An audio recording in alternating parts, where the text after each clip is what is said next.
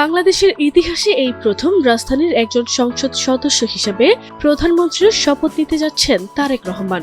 গত 12 ফেব্রুয়ারি অনুষ্ঠিত ত্রয়োদশ জাতীয় সংসদ নির্বাচনে দুটি আসনে জয়ী হয়েছিলেন বিএনপির চেয়ারম্যান তারেক রহমান। আসন দুটি হল ঢাকা 17 ও বগুড়া 6।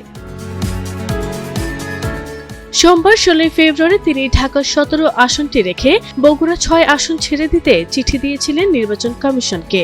নির্বাচন কমিশন ইতোমধ্যে তারেক রহমানের বগুড়া 6 আসনটি শূন্য ঘোষণা করেছে।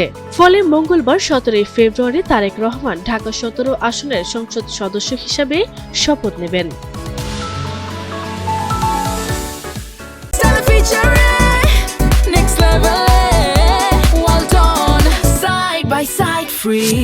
নির্বাচনে 209 আসনে জয়লাভ করে নিরঙ্কুশ সংখ্যাগরিষ্ঠতা পেয়েছে বিএনপি। তথা অনুযায়ী দলের প্রধান হিসাবে তারেক রহমানই হতে যাচ্ছেন পরবর্তী প্রধানমন্ত্রী। আর তার প্রধানমন্ত্রী হওয়ার সঙ্গে সঙ্গে নতুন ইতিহাসের সাক্ষী হতে যাচ্ছে বাংলাদেশ।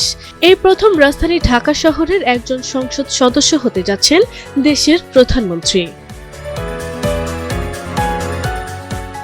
এর আগে যারা বাংলাদেশের প্রধানমন্ত্রী হয়েছেন তাদের মধ্যে মাত্র 2 জন সংসদ নির্বাচনে ঢাকা শহর থেকে নির্বাচন করে জয়ী হয়েছিলেন। এদের মধ্যে ছিলেন শেখ মুজিবুর রহমান ও খালেদা জিয়া। শেখ মুজিবুর রহমান 1973 সালের নির্বাচনে ঢাকার সূত্রাপুর ও কোয়াতালী এলাকা থেকে নির্বাচন করে জয়ী হয়েছিলেন। সেই নির্বাচনে তিনি দেশের বিভিন্ন এলাকার আরও 3টি আসনে নির্বাচন করে জয় পান। পরে তিনি নিজের জন্মস্থান গোপালগঞ্জের টুঙ্গিপাড়া আসন রেখে বাকিগুলো ছেড়ে দিয়েছিলেন।